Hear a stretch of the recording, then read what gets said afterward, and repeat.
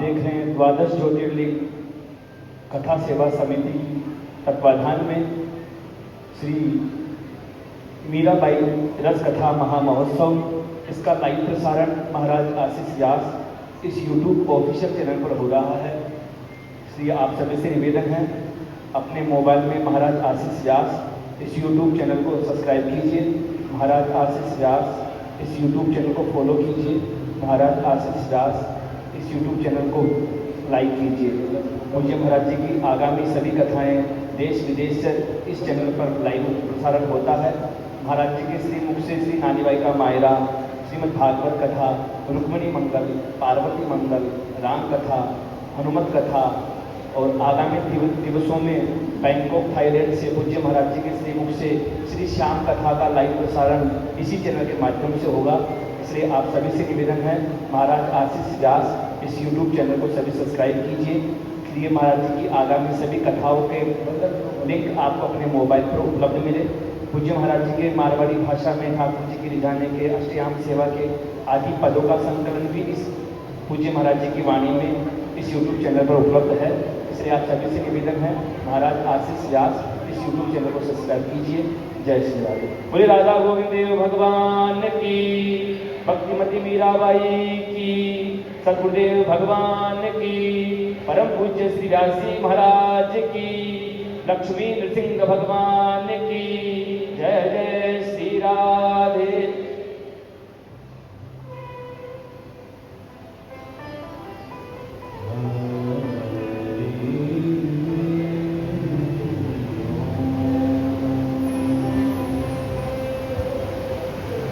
स्वस्ति श्री गणेशाय नमः।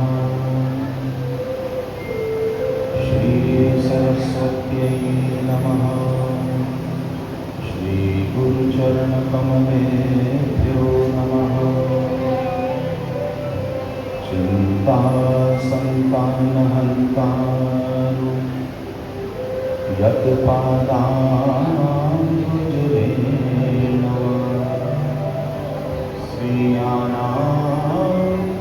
निजाचार्यं प्रणमामि मुहुर्मुहुः। भक्ति भगवन्त गुरु चतुर्नामे,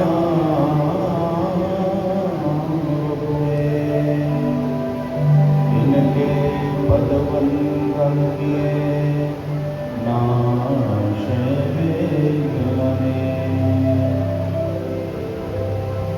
जय जय श्री राधा रमण,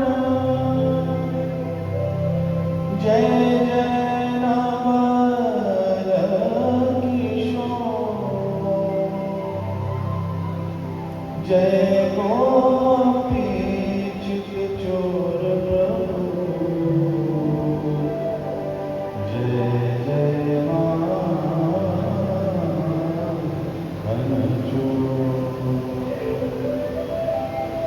श्री गोवर्धन नाथ की, श्री राधा गोविंद देव सरकार की, श्री राधा गोपीनाथ जी सरकार की, श्याम रामचंद्र भगवान की, लक्ष्मी नारायण भगवान की, गौरी शंकर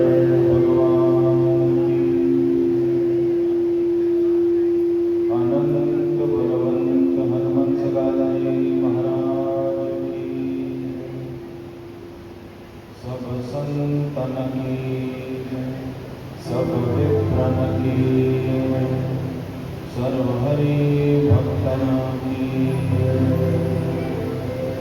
सब वैष्णव जन की, जगत जननी यज्ञेश्वरी गौ माता की, श्याम सुंदर श्री यमुने महारानी की, लक्ष्मी नृसिंह भगवान की,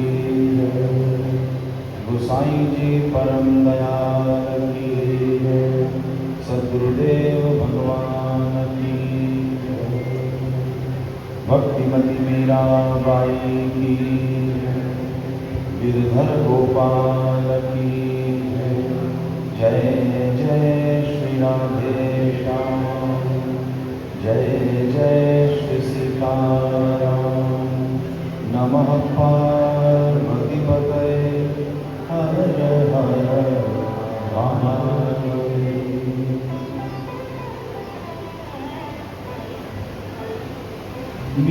मीरा के प्रभु गिरधर नागर, तुलसीदास जी के सीताराम। मीरा के प्रभु गिरधर नागर, तुलसीदास जी के सीताराम। मीरा के प्रभु गिरधर नागर, तुलसीदास जी के सीताराम। मीरा के प्रभु गिरधर नागर, तुलसीदास जी के सीताराम। नरसी जी के साहस संवरिया, सूरदास जी के राधे श्याम। नरसी जी के साहस संवरिया, सूरदास जी के राधे श्याम। मीरा के प्रभु गिरधर नागर, तुलसीदास जी के सीताराम। मीरा के प्रभु गिरधर नागर, तुलसीदास जी के सीताराम। नरसी जी के साहस संवरिया, सूरदास जी के राधे श्याम। नरसी जी के साहस संवरिया, सूरदास जी के राधे श्याम। हरि बोल, हरि बोल, हरि बोल, हरि बोल, हरि बोल, हरि बोल, हरि बोल, हरि बोल।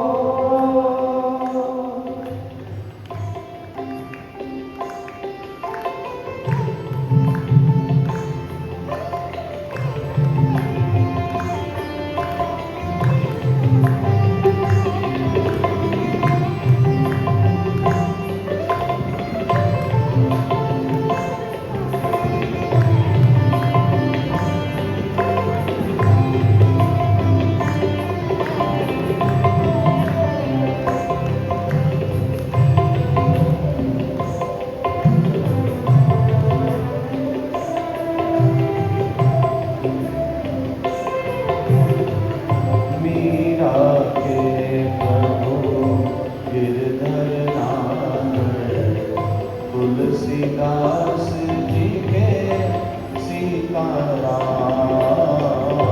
मीरा के प्रभु गिरधर नागर, तुलसीदास जी के सीताराम। नरसी जी के साहस संवरिया, सूरदास जी के राधे श्याम। नरसी जी के साहस संवरिया, सूरदास जी के राधे श्याम। जय जय मीरा गोपाल।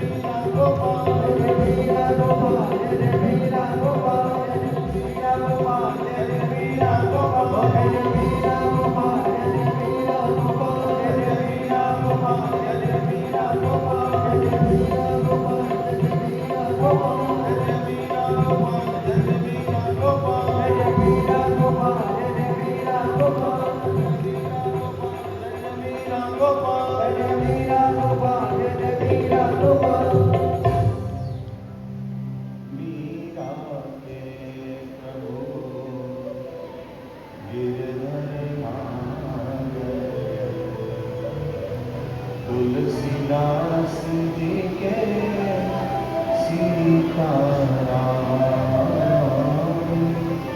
नरसी जी के सारसवरिया, सूरदास जी के राधे श्याम। परमानंद कंद भक्तवांछा कल्पतरु, अनंत कोटि ब्रह्मांड नायक सर्वेश्वर परात्पर परब्रह्म, असंख्येय गुणगण विजय दीनबंधु कृपा सिंधु, जगत नियंता जगदाधार, अमूल के प्रबल आकर्षण, कोटि कोटि कंदर्प दर्प दमनीय भगवान गोविंदे प्रभु की गोवर्धन नाम की महती करुणा कृपा से आप और हम सभी इस मानव जीवन का सर्वोत्कृष्ट फल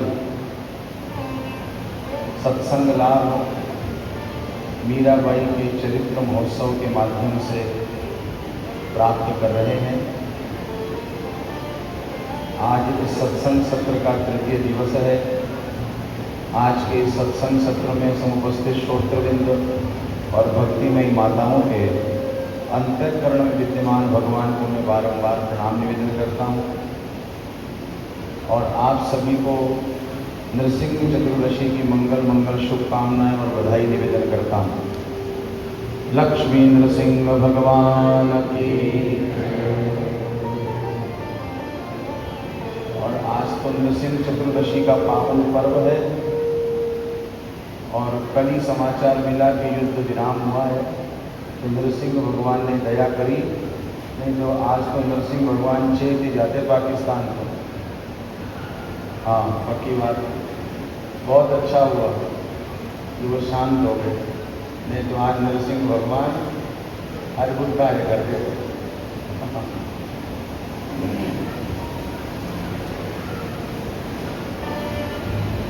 और आज के इस पावन दिवस में ही हमारे सब भैया लोग, गोविंद की गैया कीर्तनिया भैया लोग सब कीर्तन करते करते आज कथा सत्संग भवन में पधारे। उन सबको भी साधुवाद, जय जय श्री राधे। भगवान नाम कीर्तन के साथ में ही ठाकुर जी का सत्संग सत्र प्रारंभ हो रहा है। बाहर सुनता आ रहा था मीरा गोपाल जय जय मीरा गोपाल, तो मुझे लगो आज यू ही कीर्तन करना चाहिए। आइए नित्य की भांति आप और हम सब बड़ी श्रद्धा के साथ में नाभाजी के द्वारा विरचित मीराबाई के शब्द का गान करेंगे। उसके उपरांत आज के इस सत्संग सत्र को हम प्रारंभ करेंगे। लोक लाज कुल श्रृंखला, तजी मीरा गिरधर भजी, लोक लाज कुल श्रृंखला, तजी मीरा गिरधर भजी, लोक लाज कुल श्रृंखला, तजी मीरा गिरधर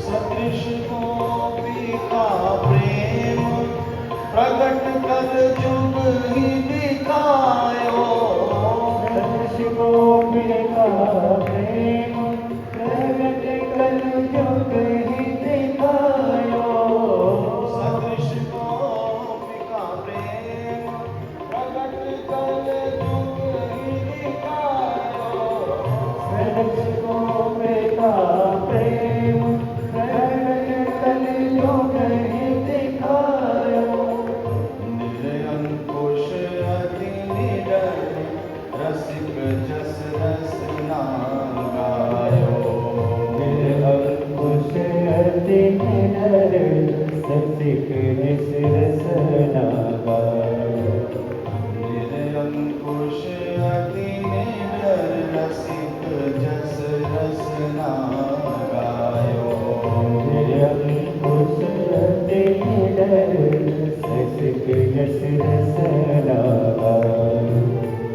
दुष्टनि दोष विचारे मृत्यु को उद्यम कियो।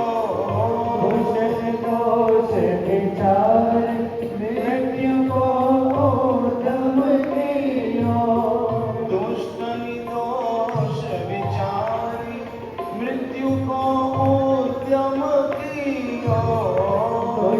दोष विचारे मृत्यु को उद्यम कियो।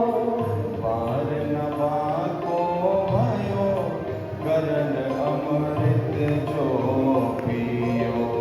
बार न बाको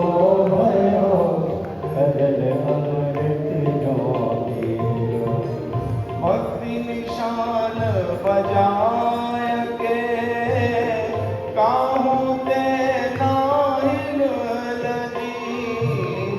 भक्ति निशान बजाय के काहू ते नाहिन लगी।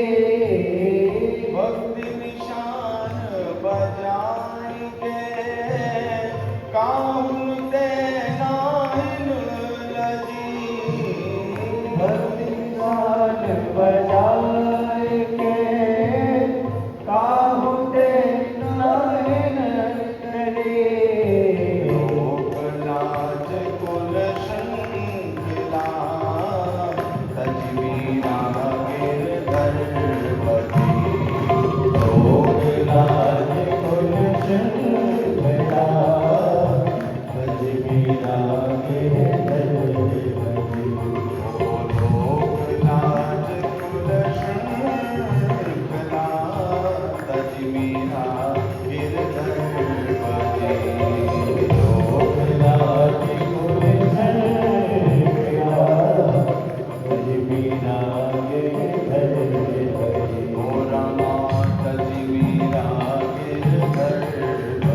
ओ रामा तजवीरा गिरधर बधी। ओ सतो तजवीरा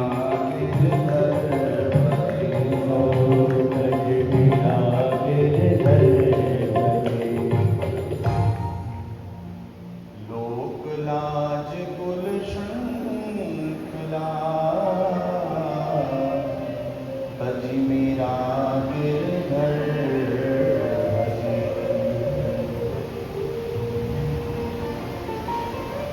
वैष्णवों, कल आप सभी ने श्रवण किया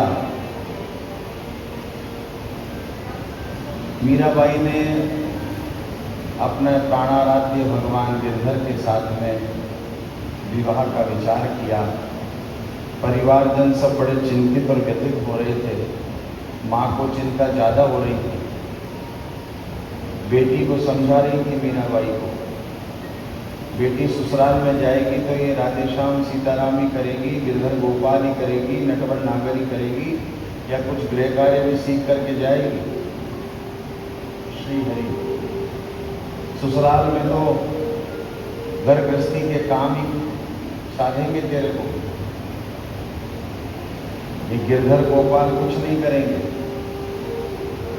माँ की नहीं मानी मीराबाई ने, और मीराबाई ने अपना पूर्ण श्रृंगार किया, जैसे एक नववधू श्रृंगार करती है, और दुल्हनिया की तरह श्रृंगार करके मीराबाई गिरधर के साथ में अपना पाणी ग्रहण संपन्न करने लगी। राजा है नंदराय जी, जाको गोकुल ग्राम, जमुना तट रो वास है, गिरधर प्यारो नाम।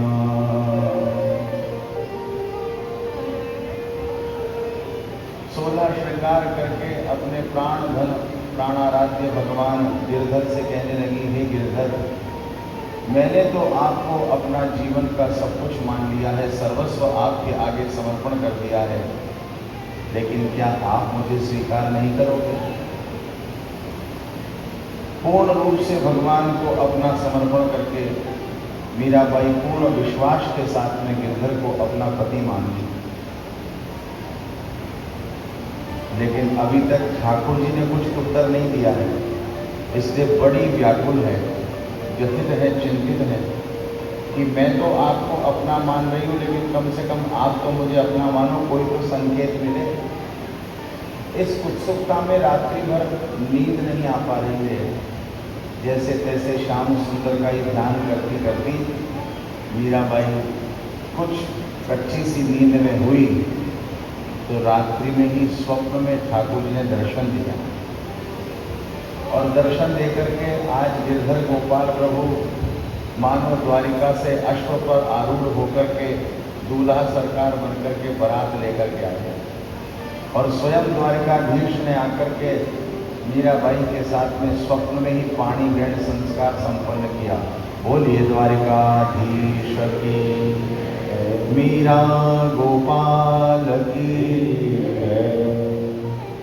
मीराबाई के साथ में स्वप्न में पाणी ग्रहण किया भगवान ने, गठबंधन किया, भावरी खाई।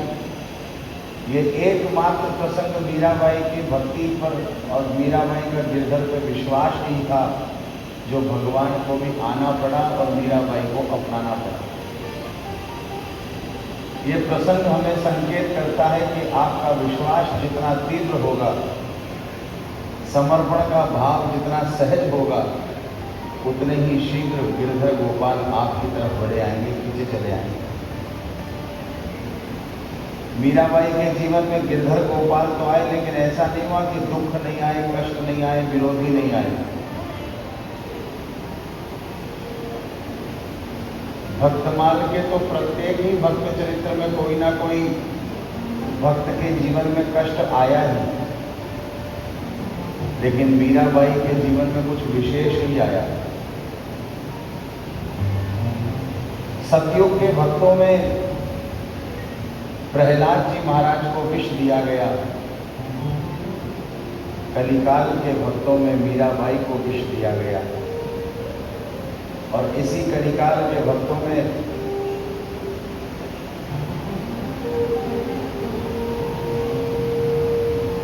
विष अमृत भगवान ने कर दिया। कष्ट तो आए मीराबाई के जीवन में, लेकिन गोपाल साथ रहे। गोपाल भी आए और गोपाल ने ही सब संभाला। इसीलिए मीराबाई बड़े विश्वास के साथ गाती हैं, मेरे तो गिरधर गोपाल दूसरो ना कोई।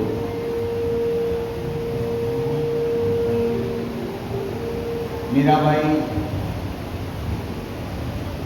भगवान के साथ में पानी ग्रहण करी, भावरी खाई। ठाकुर जी द्वारिका से विशेष आभूषण लेकर के आए और वो सारे आभूषण जैसे नव वधू को दिए जाते हैं ससुराल की तरफ से, ऐसे ही दिए। मीराबाई ने बड़ा अद्भुत श्रृंगार करके विवाह संपन्न किया। ठाकुर जी दर्शन दे करके सारा कार्य करके अंतर्धान हुए। इधर रनिवास में योजना बन गई कि राम दुर्गा जी जब तक थे तब तक तो मीराबाई के विवाह को करने में वो अर्चन कर देते थे, निषेध कर देते थे, भाई मैं हूँ जब तक रहने दो मीरा को यहीं। अब वो भी जा चुके हैं तो अब तो मीराबाई का विवाह करना ही चाहिए। कल आपने सुनाई था चित्तौड़ के राजकुंवर भोजराज जी पधारे थे, महाराणा सांगा के पुत्र भोजराज ने आकर के प्रतिज्ञा पूर्ण कर लिया मीराबाई के सन्मुख कि आपकी भक्ति में मैं व्यवधान नहीं बनूंगा, आपकी भक्ति को मैं और दृढ़ पुष्ट करने का प्रयास करूंगा। यदि आप मुझे स्वीकार कर लेती हैं तो निश्चित ही मैं आपकी पूर्ण भक्ति में सहयोग करूंगा। यदि और किसी के साथ में आपके परिवार ने आपका कहीं विवाह कर दिया तो हो सकता है आपकी भक्ति में व्यवधान होने लगे। मीराबाई को ये बात उचित लगी, लेकिन भोजराज को स्वीकार कैसे कर सकती थी, क्योंकि उनको तो पहले ही गिरधर ने स्वीकार कर लिया था, प्रभु ने स्वीकार कर लिया था। इसलिए मीराबाई ने जब अनुनय विनय किया, आग्रह किया, तो भोजराज ने प्रण कर लिया। द्वापर में भीष्म पितामह ने भीष्म प्रतिज्ञा करी थी और यहाँ पर इस कलिकाल में भोजराज जी ने भीषण प्रतिज्ञा करी, विवाह तो मैं मीराबाई आपसे करूँगा, लेकिन मीरा जी आपसे विवाह करने के बाद भी कभी आपको स्पर्श नहीं करूँगा, और जिस दिन आपको स्पर्श कर लूँगा उस दिन अपने देह का त्याग कर दूँगा। ऐसा भीषण प्रण भोजराज जी ने किया। और जो गिरजा उनकी बुआ जी है, उन्होंने सारे विवाह की रूपरेखा बनाई, और उन्हीं के मार्गदर्शन से दोनों परिवारों में संबंध हुआ, और चित्तौड़ से बारात मेड़ता आई। मेड़ता आई तो विवाह की व्यवस्था कार्य शुरू हुआ। मीराबाई ने अपने गिरधर गोपाल से कह दिया कि आपने मुझे एकांत में तो स्वीकार कर लिया, लेकिन अब सबके सामने मैं आप ही को स्वीकार करूंगी। इसलिए जिस समय भावरी का समय आया, जिस समय विवाह का समय आया, उस समय मीराबाई और भोजराज जी के मध्य में साक्षात गिरधर गोपाल को मीराबाई ने स्थापित किया, बैठा है, विराजमान किया। जितने भी नेकचार होते हैं वो पहले गिरधर गोपाल के होते हैं, उसके बाद में भोजराज जी के होते हैं। यानी दूल्हा सरकार तो वही थे। हाँ, जैसे मीराबाई के पिताजी का नाम रतन सिंह है, वैसे ही मीराबाई के देवर का नाम भी रतन सिंह है। भोजराज जी के छोटे भाई रतन सिंह ने जब ये देखा तो कहा, भैया ये टोटकिया बीच में कहाँ से आ गया? दूल्हा दुल्हन के बीच में टोटकिया कहाँ से आ गया? भोजराज जी ने मुस्कुरा कर कहा, बेटा ओरिजिनल तो यही है, टोटकिया तो हम ही है। हाँ, जो सर्वस्व जो दूल्हा है, साक्षात जो दूल्हा सरकार है, वो तो गिरधर गोपाल है। टोटकिया ये नहीं, टोटकिया हम है। इसलिए हमसे हो रहा है बस ये तो सोन का काम, बाकी सब काम तो गिरधर गोपाल के ही हो गया। बारात रुकी, दोनों नव दंपति साथ बैठ करके एक दूसरे को भोजन कराते हैं। आज भी ऐसी परंपरा है। भोजराज जी ने मीराबाई के मुख में ग्रास देना चाहा तो उंगलियों को इस तरीके से रखा कि केवल ग्रास ही उनके मुख में जावे, उनके श्रीमुख पर उनकी उंगलियों का स्पर्श ना हो। मीराबाई ने भोजराज जी के मुख में ग्रास दिया तो पहले गिरधर गोपाल को स्पर्श कराया, ग्लास मुख में दिया, उनको मुख स्पर्श करा करके वही ग्लास भोजराज जी को दिया। यानी वैष्णव का कर्तव्य प्रसादी देना ही तो होता है, और प्रसादी लेना होता है। बस यही कार्य मीरा दीदी कर रही है, हम सबको समझा रही है। उसके बाद में कमर कलेवा आदि का क्रम हुआ। बारात ठहरी भी थी। रतन सिंह जी जो भाई हैं वो भी बैठे थे। वहाँ पर जुआ चोरी का खेल खिलाया गया। मीरा दीदी और भोजराज जी को एक ही पात्र में, दुग्ध मिश्रित पात्र में अंगूठी और कुछ ढूंढना था। भोजराज जी उसमें स्पर्श करते तो हैं, लेकिन अपने हाथ को दूर ही रखते हैं। मीरा दीदी सब ढूंढ लेती हैं। रतन सिंह जी को ये बात समझ में आ रही थी कि भाई साहब तो चला करके जान करके ही हार रहे हैं, जबकि तो जीत सकते थे, ये प्रयास ही नहीं कर रहे हैं। इशारों में ही भोजराज ने रतन सिंह को समझा दिया कि इसको ऐसे ही होने दो, इस खेल में मीरा को ही जीतने दो। उसके बाद में कंकड़ बंधन खोलने की बारी आई। मीरा दीदी के हाथ में 7 गांठ लगा हुआ कंकड़ था। ताके डोल्डे खोलने का विषय हुआ। आज भी परंपरा है, पीहर में भी ससुराल में दोनों तरफ खुलाए जाते हैं, एक्सचेंज करा करके। माताएं ज़्यादा जानती हो, तो भैया ऐसा ही होता है ना।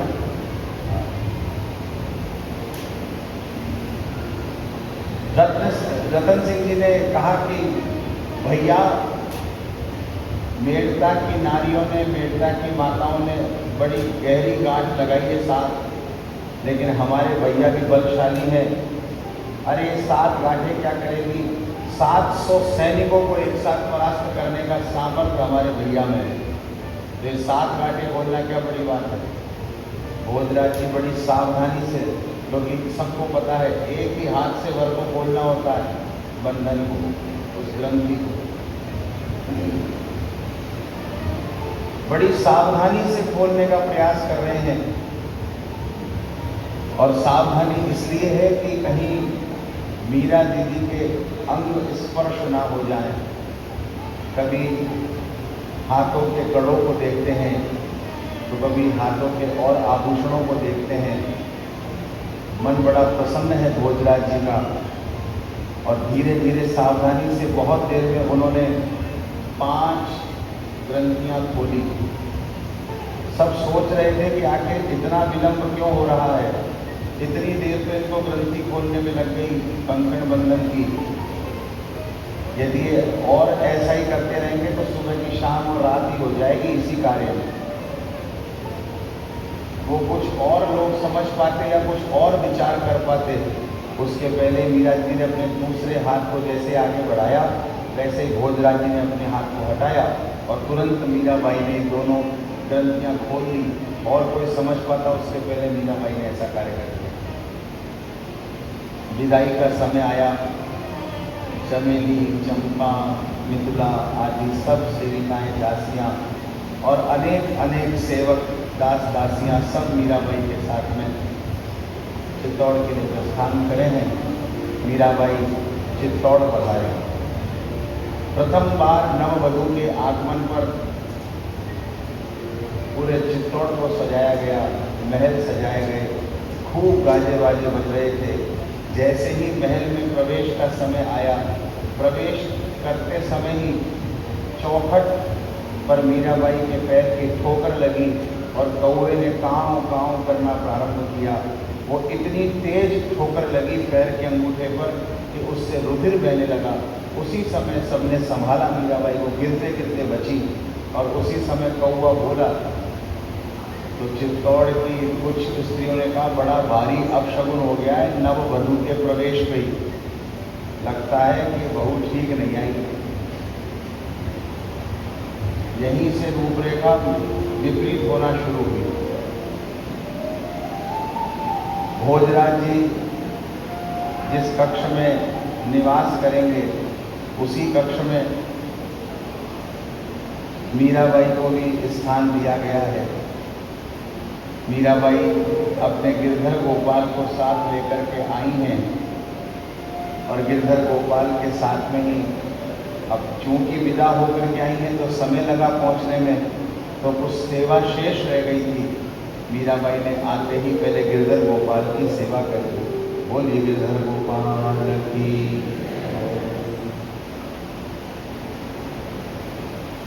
भोजराज जी कक्ष में पधारे तो मीराबाई गिरधर गोपाल को शयन करा रही थी। ये दृश्य देख करके भोजराज जी ने उस शैया पर शयन करने का विचार नहीं किया। क्या अद्भुत चरित्र है भोजराज जी का। आज का मानव केवल स्त्री संग चाहता है, लेकिन भोजराज जी ऐसे स्वामी हैं जो विशुद्ध सत्संग भी स्त्री के साथ में कर रहे हैं। मैं आपको निवेदन करूं, भोजराज जी ने मीराबाई के साथ में सत्संग किया है, स्त्री संग नहीं किया है। जिन गृहस्थियों के जीवन में एकांत में भी राम आते हैं, वैसे एकांत में केवल काम ही आता है। जिनके जीवन के एकांत में भी राम का आगमन होता है, उनका जीवन भगवतमय होकर के भगवान का ही हो जाता है। वैष्णवों, मीराबाई ने गिरधर गोपाल को शयन कराई, खुद शयन करी और उस शैया पर जिस पर भोजराज जी सोते, उस शैया को छोड़ करके भोजराज जी ने नीचे चटाई बिछा करके भूमि पर शयन करी। ऐसा अद्भुत चरित्र है भोजराज जी का। यहाँ कुछ दिन बीते, तीज का त्योहार आया। मीराबाई ने महल में ही ठाकुर जी के लिए झूला डाला, ठाकुर जी को हिंडोरे में झुलाया, झूला में झुलाया, उत्सव मनाया। उसके बाद थोड़ा समय और व्यतीत हुआ तो इसी के 6-7 महीने बाद में वैष्णवों गणगौर का त्योहार आया। मीराबाई अपने गिरधर गोपाल की सेवा कर रही थी, तभी कुंवरी उदय जी, जो मीराबाई की ननद लगती है, उदाबाई आई और उन्होंने कहा, भाभी साहब, माँ ने कहलाया है कल सुबह जल्दी ही तैयार हो जाना, कल गणगौर का पूजन करेंगे।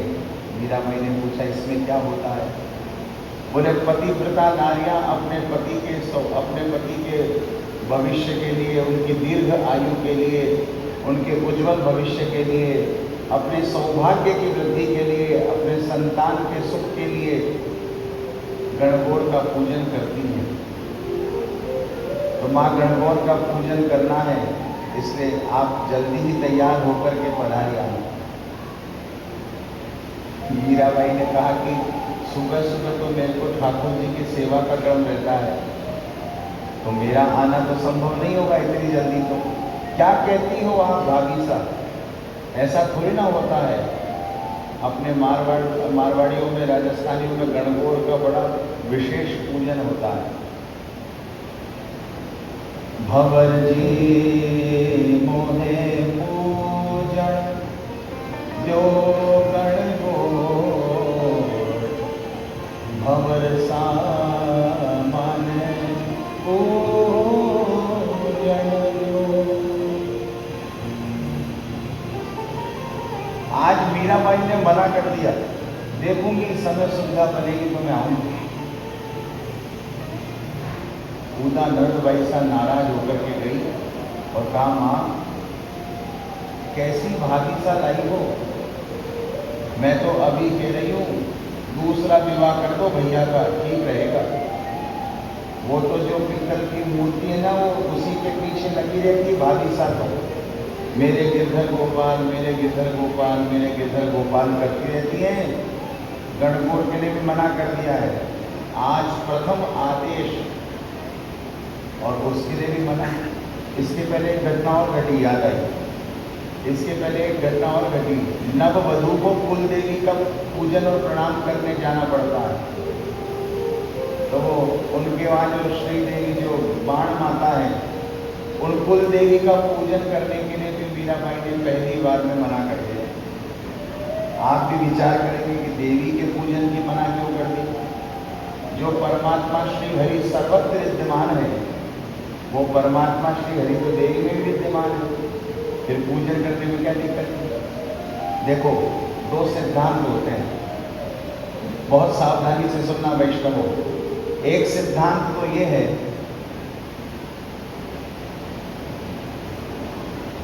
कि उस एक को सर्वत्र में देखो, है कि नहीं? उस एक को सर्वत्र में देखो। लेकिन ये कहना तो आसान है, लेकिन हरि भक्तों, जीवन में उतारना और मानना उतना ही कठिन है। आप विचार करके देखो, जो प्रेमी होगा उसमें तो आपको भगवान दिख सकते हैं, अपने इष्ट का ध्यान हो सकता है। लेकिन जो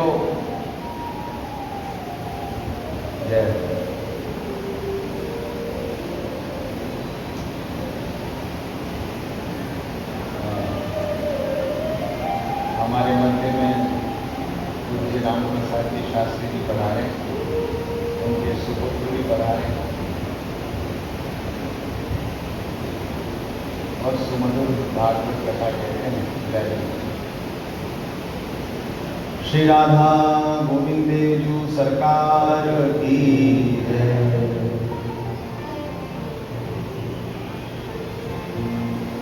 गोविंद जय जय गोपाल जय जय गोविंद जय जय गोपाल जय गोविंद जय जय गोपाल जय जय गोविंद जय जय गोपाल जय श्री राधा रमण हरि गोविंद जय श्री राधा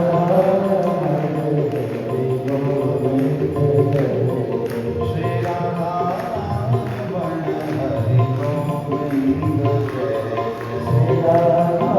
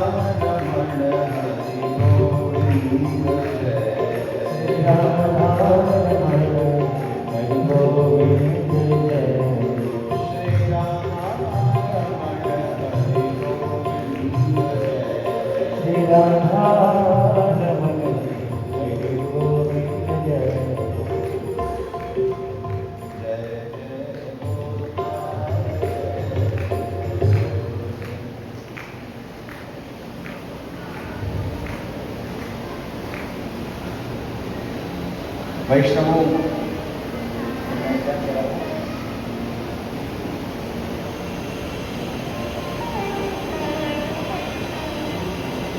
हाँ,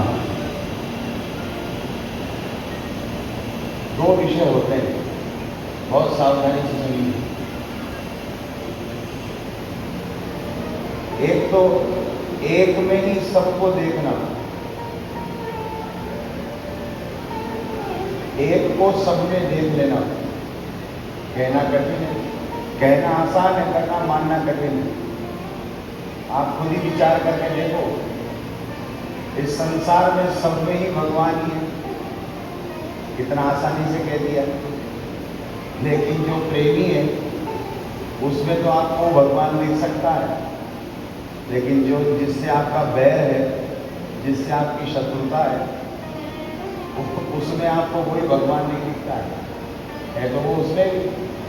लेकिन जिससे आपको, जिस प्रेमी से प्रेम है उसमें तो आपको दिख जाएगा, अरे भगवान ही बस रहे हैं। लेकिन जिससे आपकी शत्रुता है, जिसने आपको छला है, जिसने आपको, अरे नामदेव जी को तो कुत्ता में भी भगवान दिख रहे थे। वो सूखा टिकट लेकर के दौड़े तो बोले जय जय प्रभु, कृपा करो, कम से कम घी तो चुपड़ने दो, सटकने में दिक्कत ना आए आगे। तो मैं समझता हूँ कहना बहुत ही आसान है, लेकिन उसको मानना, शिरोधार्य करना, स्वीकारना बहुत बहुत बहुत कठिन है। तो एक सिद्धांत तो है, उस एक को सब में देख लेना, लेकिन एक दूसरा सिद्धांत भी है, सबको वही समझ लेना। बाण माता के पूजन की तो मना कर दी, क्योंकि मेरा सर्वस्व समर्पण केवल और केवल मेरे गिरधर गोपाल के प्रति ही है। जिसके प्रति अनन्याश्रय उसे ही कहा जाता है, जिसका एक बार आश्रय ले लिया फिर दूसरे के प्रति आश्रय ना हो, शरणागति एक बार हो, एक के प्रति हो। इसलिए उन्होंने प्रणाम करने के लिए मना कर दिया। पहली बार में आज्ञा की अवहेलना, वो भी सबसे बड़ी रानी साहिबा की, सासू जी की। जैसे तैसे बात निभ गई, ढब गई, भोजराज जी ने संभाल ली। लेकिन आज गणगौर के पूजन की भी मना कर दी, तो भाभीसा की बात को सुनकर के कूदा ने जाके कह ही दिया, कुंवरी कुदे जी ने,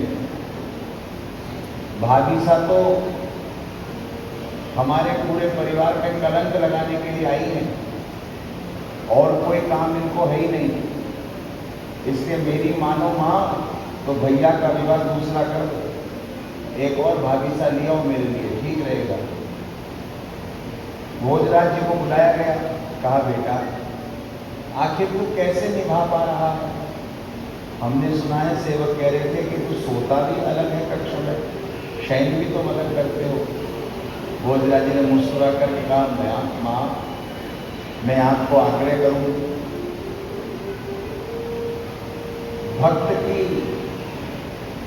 भक्त की महिमा को भक्त ही जान सकता है, भक्त की लीला को भगवान ही जान सकते हैं, अथवा भक्त की बात भक्त ही जान सकता है। मीरा परम वैष्णव है, इसलिए माँ वो जैसा कहती है, जैसा करती है उसे करने दो, और मैं दूसरा विवाह नहीं करूँगा। माँ ने भी कह दिया, वाह वाह, कल की आई बहू ने तेरे पे ऐसा कोई जादू कर दिया है कि अब तू हमारी नहीं उसकी सुनने लगा। हाँ,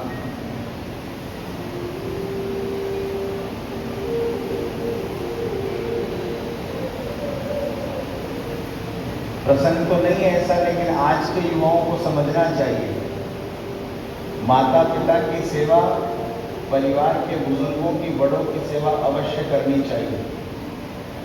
उनको कभी भी अपने जीवन में स्टोर रूम नहीं समझना चाहिए, जिसमें इंसान तो कमर कुंडले चला जाता है। हमेशा उनकी आदर, सम्मान, सेवा निष्ठापूर्वक करनी चाहिए। मेरी बात को बहुत सावधानी से सुनिएगा। पिता कभी भी अपने जीवन में संतान को रुपयों के लिए मना नहीं करता, और माँ कितनी भी थकी हुई हो, वो कभी गर्म भोजन कराने के लिए मना नहीं करती, कार्य करने के लिए मना नहीं करती। इन दो सुविधाओं से ही किसी बालक का जीवन निर्माण होता है। ये दो सुविधाएं माता पिता सदैव अपनी संतान को देते हैं। हाँ, बूढ़ा समझ रहा था मुकद्दर बदल गया, बेटा हुआ जवान तो घर से निकल गया। जिसको पढ़ा लिखा करके योग्य बनाओ, वो सोचता है कि हम इन बूढ़ों के साथ खाए रहे।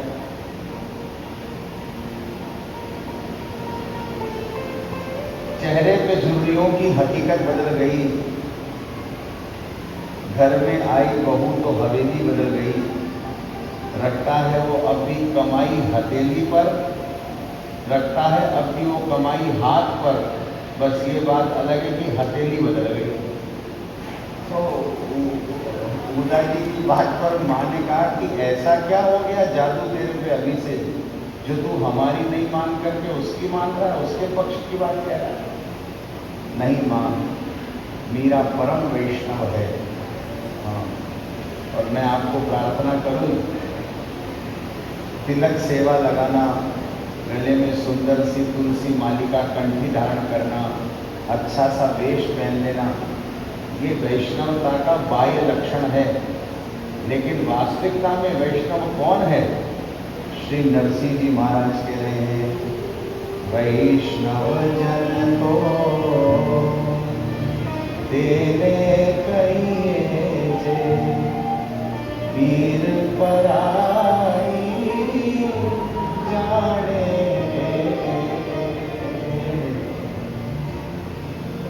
पर दुखे उपकार करे, पर दुखे उपकार करे, पर मन अभिमान ना आनी रे। वैष्णव जन तो तेरे कहिए जे, पीर पराई जानी रे। वाच काच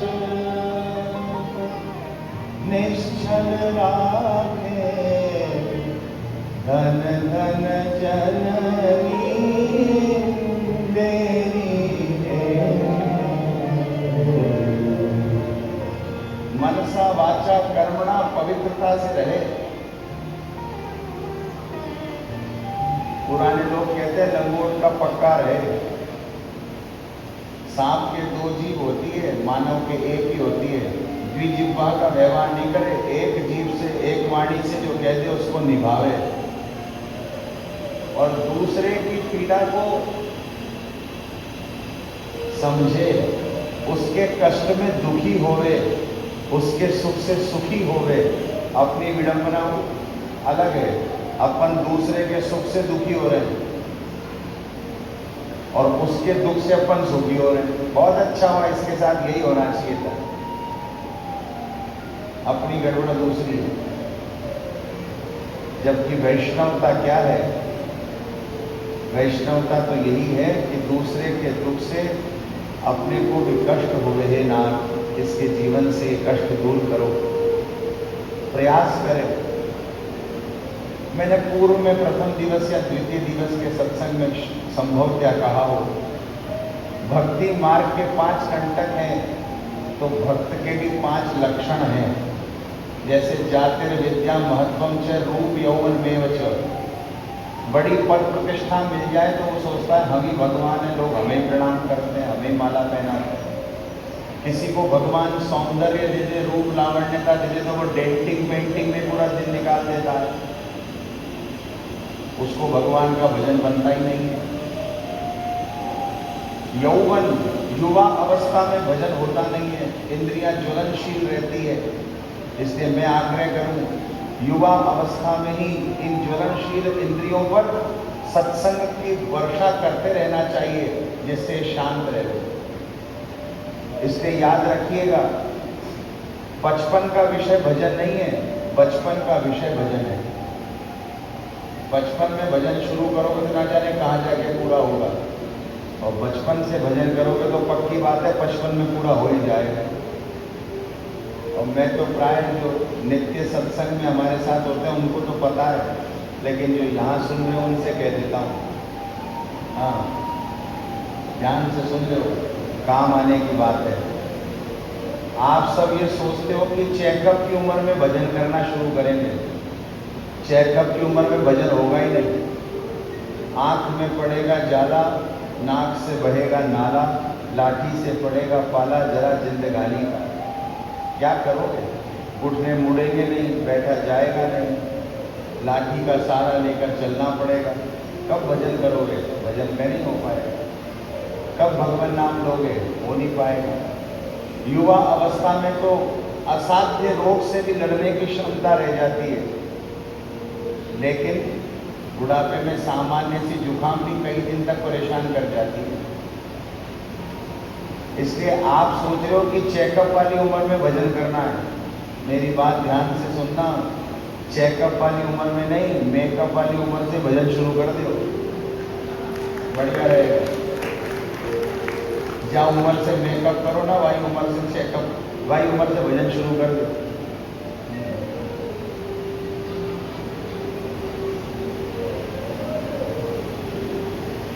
तो जैसे 5 कंटक भक्ति मार्ग के हैं, वैसे ही 5 लक्षण भक्त के भी हैं, याद कीजिए। तितिक्षवा कारुणिका, सुहृदा सर्वदेहिना, अजात शत्रवः शान्ता, साधव साधुभूषणा।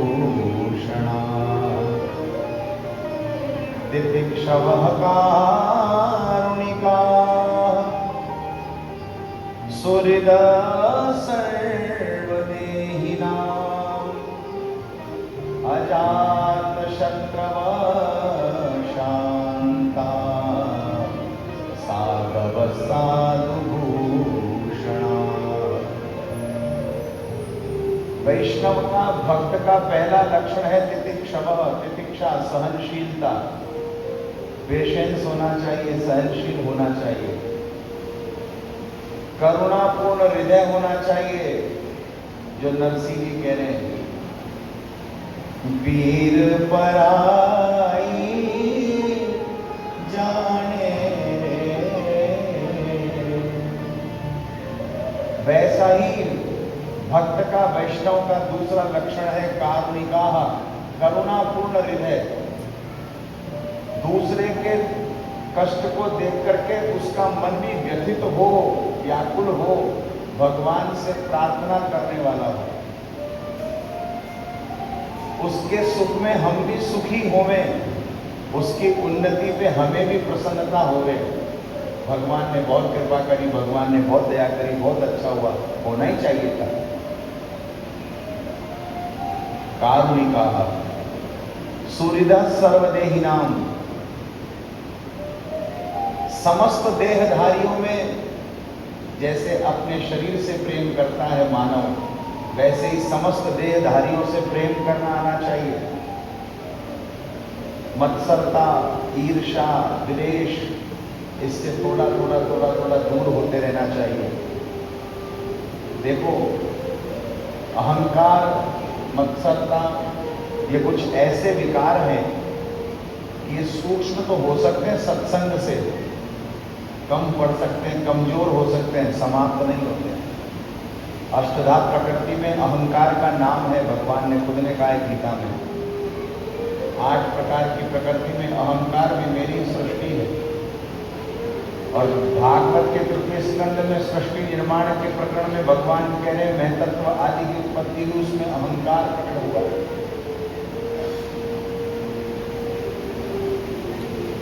तो भगवान की सृष्टि प्रकृति में अहंकार है, तो फिर ये कैसे मिटेगा? इसको मिटाने का प्रयास करना छोड़ दो। सबसे पहला सूत्र तो ये है, क्योंकि जो इनको मिटाने में लगे वो खुद मिट गए, ये नहीं मिट पाए। और मिटाने का तरीका क्या है? मिटेंगे नहीं, क्षीण हो जाएंगे, लघु हो जाएंगे, शांत हो जाएंगे, बिल्कुल सूक्ष्म हो जाएंगे। कैसे? गुरुदेव के साथ में मैं एक दिन दिखाने गया, डॉक्टर ने जांच लिखी तो जांच कराई गई, शुगर लेवल थोड़ा बढ़ा हुआ है। शुगर लेवल बढ़ा हुआ है तो डॉक्टर ने कहा कि शुगर लेवल बढ़ा हुआ है, क्या किया जाए?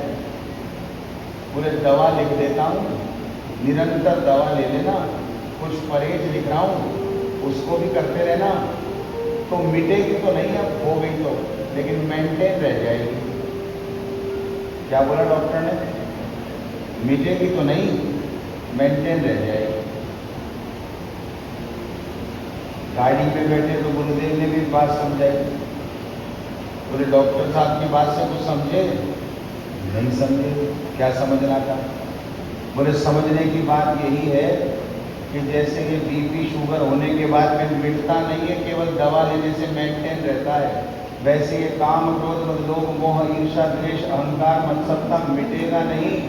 केवल और केवल सत्संग की दवा टाइम पे लेते रहो और कुसंग का परहेज करते रहो, मेंटेन रह जाएगा। हाँ, सत्संग की दवा टाइम पे लो। आजकल हम सत्संग से विमुख होते जा रहे हैं। आजकल सत्संग के नाम पे कुछ और ही चला है, अब यहाँ से कहने का विषय नहीं है। हाँ, आप सब समझदार। तो विशुद्ध सत्संग तो गया कहीं पर, अब तो सत्संग के नाम पर बस गुलाम तेरो बनवारी, यही बाकी है। तो सत्संग की दवा समय पर लीजिए और कुसंग का परहेज कीजिए, ये काम क्रोध मद लोभ भी मेंटेन रह जाएंगे। सबसे अच्छा समाधान सूर्यदस सर्वदेही नाम। चौथा लक्षण अजात शत्रवः।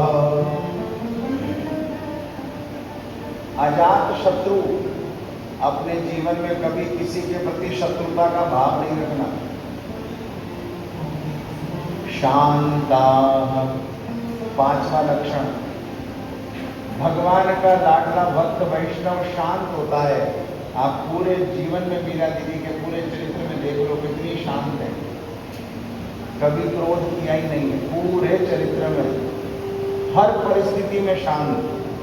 ये भक्त का लक्षण होता है।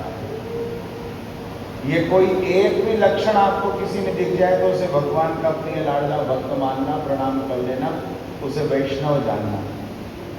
पर दुखे उपकार करे पर मन अभिमान आनी रे। दूसरे की विपत्ति में सहयोगी तो बनो, दूसरे के कष्ट को दूर करने का प्रयास तो करो और कभी किसी की सहायता तो करो, लेकिन वैष्णवों दाता बनकर के नहीं, भ्राता बनकर के करो। जीवन में कभी किसी के लिए स्वार्थी मत बनो, बनना ही है तो सारथी बनो किसी का, जो कभी किसी के काम आ सको। हमारी भारतीय संस्कृत परंपरा में तो आज नृसिंह चतुर्दशी का दिवस है, वैशाख शुक्ल चतुर्दशी। भगवान ने अधिक मास 2 महीने हुए, वैशाख के अधिक मास हुआ और भक्त प्रहलाद की रक्षा के लिए भगवान ने नृसिंह अवतार लिया। न पशु न मानवो, हाँ, ना ये नर है ना ये सिंह है, ये तो नृसिंह है। ब्रह्मादय सुरगणा मुनयोत सिद्धा सत्वैकतानुमतयो वचसां प्रवाहै नाराज रघुनापि पिप्रो किंतोष्टुमर्हति समिहरिरुग्र जाते। प्रहलाद जी के लिए भगवान ने ऐसा नृसिंह अवतार लिया और अंग्रेजों के हिसाब से आज मदर्स डे है, देखा, मातृ दिवस। अंग्रेज साल में एक बार माँ के लिए दिन मनाते हैं, भारतीय हर दिन माँ का मानते हैं। अंग्रेजों की तरह नहीं मानना, मदर्स डे आज मना लिया, कल कोई डे मना लिया, परसों और कोई डे मना लिया, अरे ये डे वे नहीं, माँ का तो हर दिन ही होता है। माँ के लिए क्या लिखोगे, माँ ने खुद ने लिखना सिखाया होता है? बुलंदी कब किस शख्स के हिस्से में रहती है, इमारत जितनी ऊंची हो उतनी खतरे में रहती है। मैं चाहकर ये कर्ज हरगिज अदा नहीं कर सकता, मैं जब तक घर ना पहुंचूं माँ मेरी सजदे में रहती है। माँ जैसी माई हो सकती है और कौन होगा? इसके माँ के लिए क्या लिखोगे, माँ ने खुद ने हमको लिखा होता है। इसलिए साल का एक दिन माँ को समर्पित नहीं करना वैष्णवों, सारे दिन ही माँ के लिए है।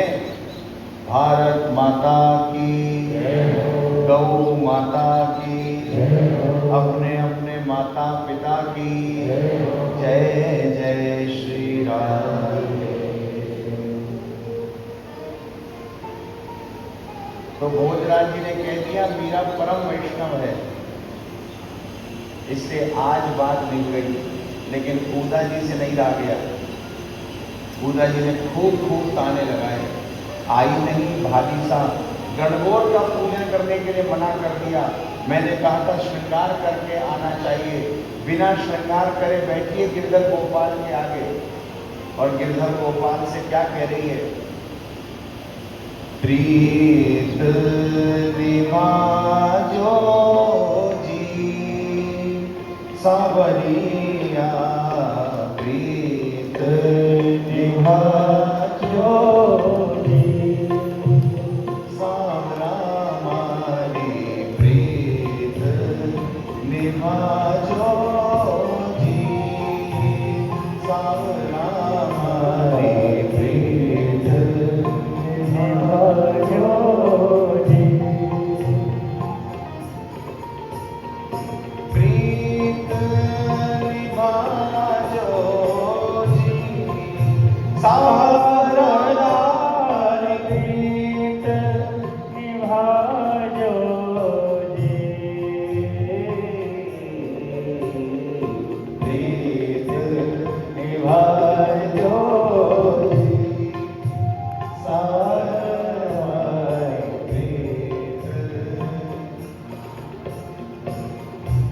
हमारे सीताराम समाज में इस शैली में बहुत से पद है, मीराबाई का पद भी ऐसा ही, इसलिए बड़े भाव से गाओ सब कहो, बेटा प्रीत निभाजो जी सावरा मारी, प्रीत निभाजो जी सावरा मारी, छो मारा गुण सागर, ओ गण मारा मती जाजो जी,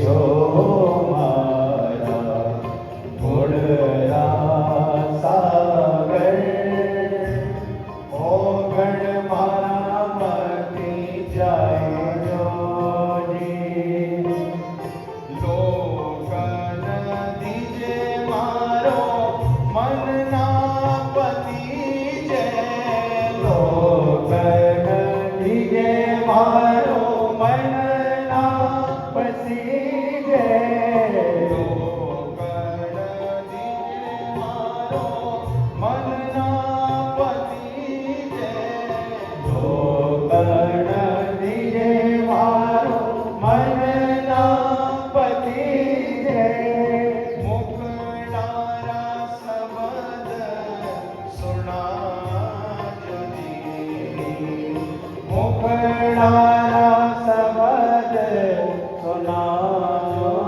जो जी, मारी प्रीत निभाजो सावरा मारी, प्रीत निभाजो जी, ओ सावरा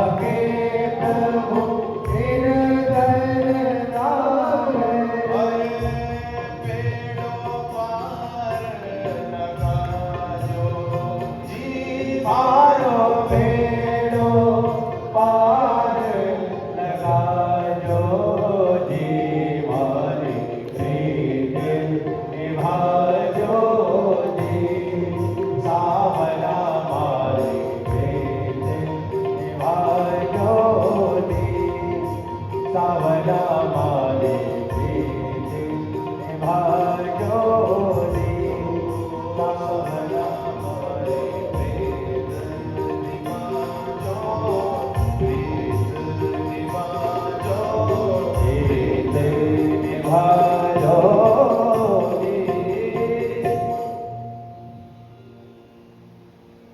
सांवरा मारी प्रीत निभाजो जी।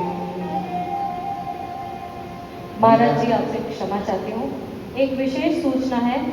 RJ14CN3674 ये कार जिसकी भी है, कृपया उसको गेट से हटा लें। तुरंत से तुरंत उसे गेट के सामने से हटा लें।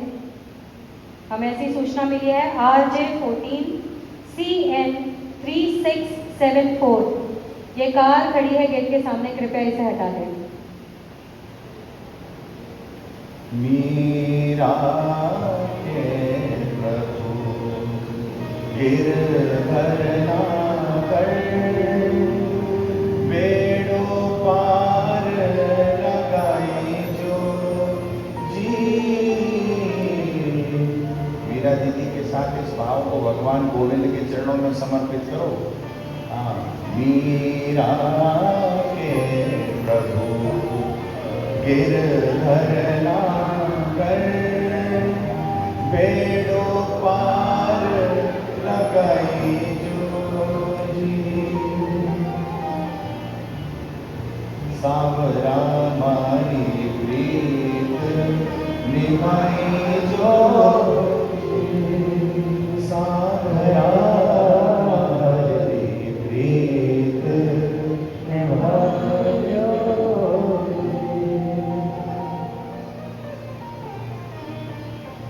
आज जैसे तैसे भोजराज जी ने बात साध ली, निभ गई बात, लेकिन ननद भाई साहब उनका कोई अच्छा नहीं लगा कि भाभी साहब ऐसा बर्ताव परिवार में कर रही है। गणगौर पूजन के लिए भी मना कर दिया। भोजराज जी ने सत्संग किया। एक दिन बैठे बैठे मीराबाई से कुछ वार्ताएं करी, धार्मिक आध्यात्मिक। देखो, मैं सोचता हूं, मैं कह भी रहा था, सुंदर सा तिलक लगा लेना, सुंदर सा कंठी माला पहन लेना, वैष्णव बाना तो है, लेकिन ये शरीर पर धारण किया हुआ वैष्णव बाना, ये आपके हमारे जीवन में धर्म में काम आ सकता है, कर्म में भी काम आ सकता है, लेकिन आध्यात्म का इस तन से कोई संबंध नहीं।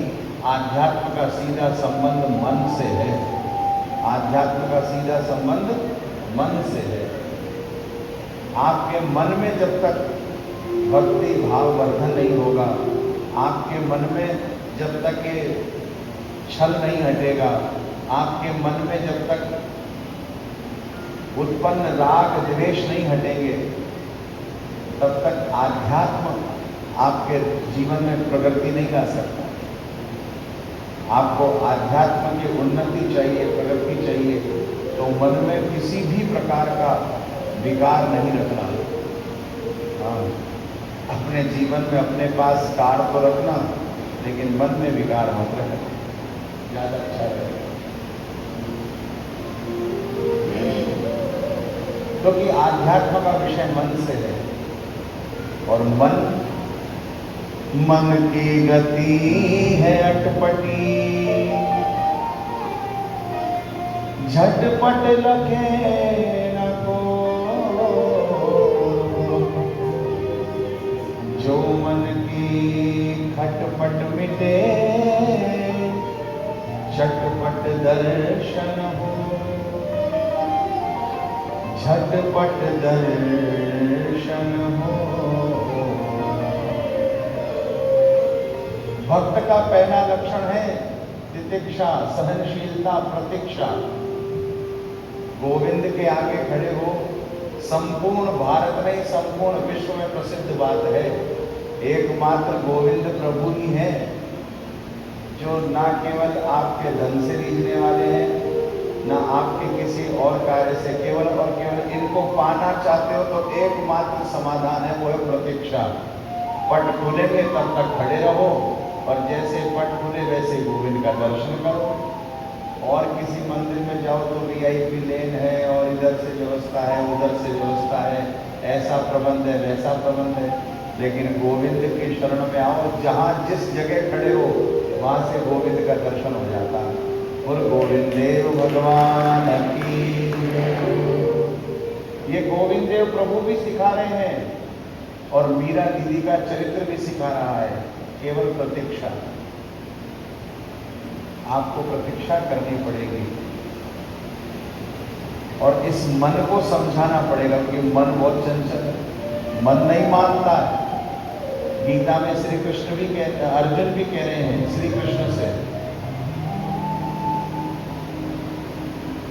चंचलम ही मन कृष्ण प्रमाथि बलवत दृढ़म। ये मन तो चंचल है। तीन विशेषण और बताए। प्रमथन करने वाला है, बलवत दृढ़म, हठात बलात् खींचता है अपनी ओर ये मन। इस मन का क्या करो? भगवान ने भी समाधान बताया। अभ्यासेन कौन्तेय वैराग्येण च गृह्यते। इस मन के लिए दो ही कार्य है। पहला तो इस मन को शांत करने के लिए अभ्यास करो, अष्टांग योग का साधन करो, मेडिटेशन करो, सत्संग करो। इसके ऊपर जो भी काम क्रोध आदि विकार की गंदगी लगी है उसमें सत्संग की बुहारी लगाओ, स्वच्छ करो।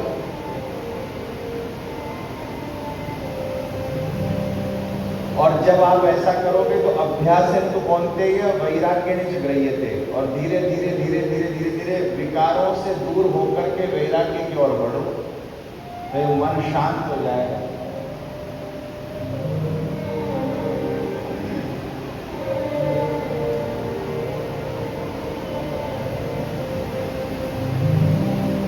तो ये मन विकारों से रहित होगा तब वैराग्य की ओर बढ़ेगा।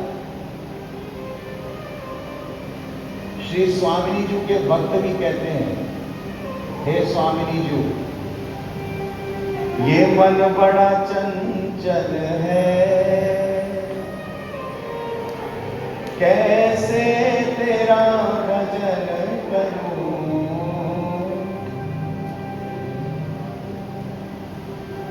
ये मन बड़ा चंचल है, कैसे तेरा भजन करूं। जितना इसे समझाऊं, जितना इसे समझाऊं, जितना इसे समझाऊं, जितना इसे समझाओ, उतना ही मन चल जाए, जितना